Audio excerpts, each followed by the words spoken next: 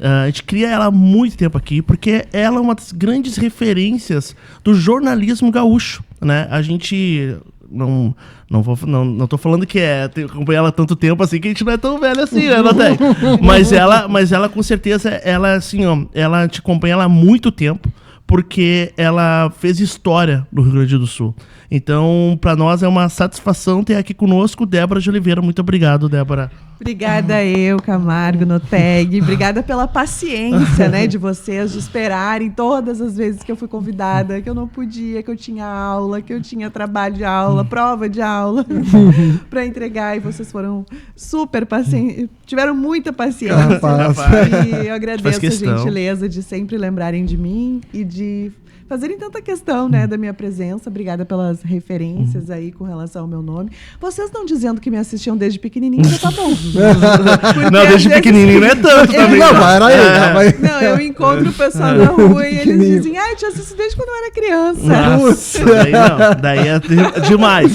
Já era velho, mas é que tu já tá bastante tempo na estrada. Tá? Tu falou ali, foi 25 anos já que tu tá aí. Eu comecei em 98. 98. E aí e vamos começar então, da onde surgiu. Esses dias eu essa brincadeira, eu fui fazer um jogo de futsal lá em Joinville. Sim.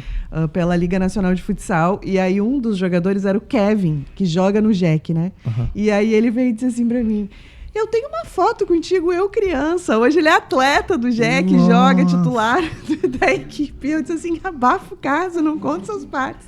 Diz que tu tem uma foto comigo. Não precisa falar. Desde que tu era criança. Isso aí, isso acaba acabando com a gente, né? Mas, poxa, olha, mas que legal que também tu tem tanta história já, né, Débora? Porque tu começou lá em 98. E aí tu se formou em jornalismo aonde? Eu me formei na Unicinos em 2005. 20 anos atrás. Eu comecei quando eu não tinha nem passado no vestibular ainda. Já morava em Novo Hamburgo? Morava em Novo Hamburgo. Eu cresci, né, num ambiente onde o futebol fazia parte da realidade de todas as famílias. Né? Eu morava lá desde que eu nasci, né, em Novo Hamburgo, num bairro chamado Jardim Mauá, lá em Novo Hamburgo, onde as famílias todas viviam o futebol amador. A várzea, como a gente conhece, né? E os atletas do time, os ídolos da torcida, eram moradores do bairro. Eram aqueles que eram filhos do bairro, né? Entre eles, o meu pai. E a gente naturalizou viver no entorno dos campos todos os finais de semana. E os times jogavam um jogo em casa, um jogo no time adversário, que era nos outros bairros, e a caravana do bairro para os outros bairros no final de semana seguinte viver, né, aquilo relacionado à paixão ali de todo mundo. E eram as famílias todas reunidas, assim. Não tinha quem não ia. Era um compromisso do bairro. E ali tu já começou a gostar de futebol, por exemplo, ali. Sim, ali era a minha vida, era natural na minha vida estar ali, né? Meu pai não tinha o filho homem, né, para levar a campo, então levava eu. Tu filha é única? Eu sou filha única, não tenho irmãos. E a minha mãe, ela era rainha do time adversário, o maior rival do time do meu pai. Nossa. A minha mãe era rainha. E aí eles começaram a namorar, casaram, meu pai e a minha mãe, e hoje estão juntos. Tipo ainda. Romeu e Julieta, assim. Era o time adversário. O meu avô era do time adversário, inclusive, e o meu pai era do outro time. Que legal. E ali eu cresci naquele ambiente. Eu sempre fui apaixonada por futebol, sempre cresci nesse meio, sempre fui, né, normal ir nos jogos. Meu pai sempre nos levava, eu, meu primo. E quando eu comecei a estudar, eu queria ser professora. Minha primeira formação é no magistério. Eu sou formada professora. Então tem 3 formações, né? Agora eu vou ter a terceira, né? Que me formo em psicologia em setembro agora, já concluí o curso, né?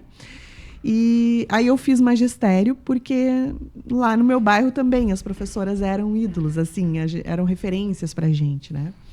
E aí eu fiz magistério, só que no colégio que eu estudava eu era muito tagarela. Eu conversava, levava bilhete, trocavam eu de lugar, botava eu com os mais quietinhos para ver se eu me acalmava. No final da aula, os mais quietinhos eram os mais baderneiros. E uma professora chamada Shirley começou a ver e entendeu que podia usar aquilo ali a favor do colégio. Então, ela começou a me colocar para apresentar os eventos do colégio, Feira de Países, Festival de Talentos. Ela me buscava na sala para eu fazer a apresentação. E eu apresentava bem bela, né? Mas eu sempre, quando eu pensava numa formação para uma faculdade, enfim, eu pensava em algo relacionado ao futebol. Eu queria fazer educação física, de repente fazer o curso de arbitragem e ser árbitra.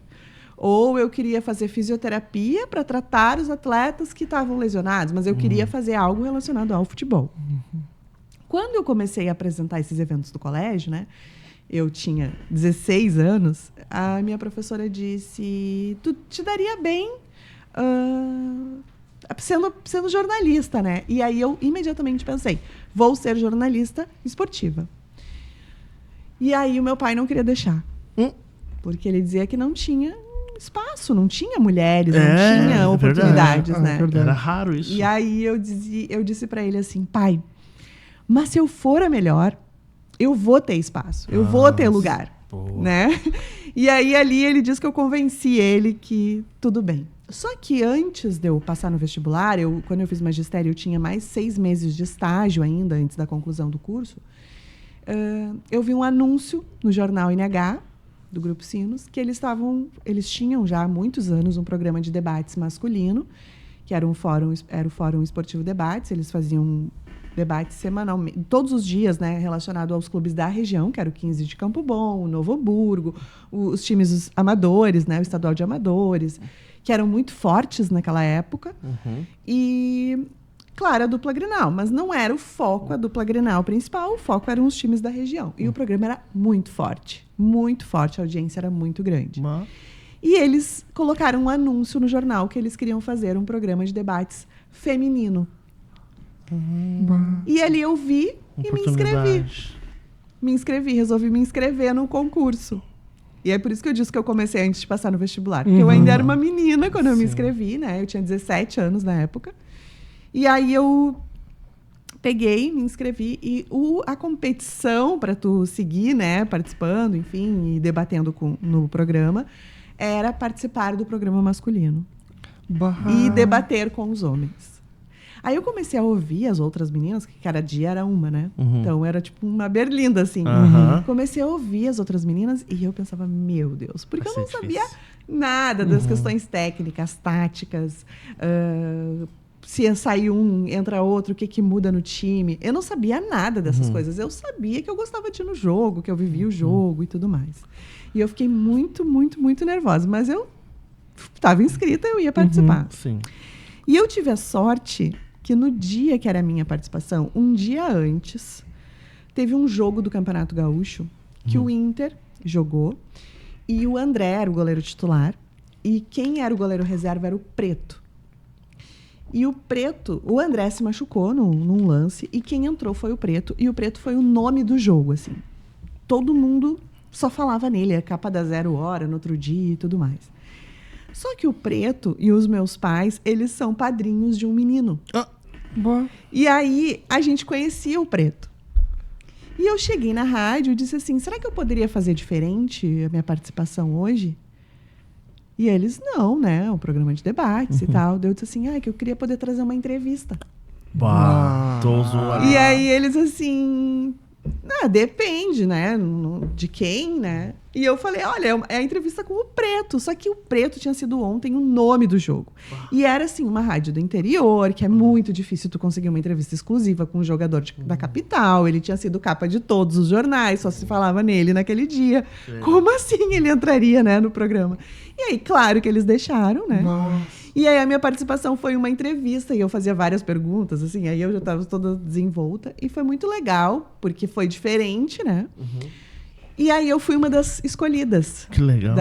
Eram 21 meninas que tinham participado e eu tinha sido uma delas. E aí foi 4 foram as escolhidas. E aí eu fui uma das 4. Pá, que demais. E assim começou. A gente não era contratada, a gente ganhava R$25 por domingo. Nossa. E eu rezava pro mês ter 5 domingos para nós ganhar R$125 por mês. Tá igual hoje em dia.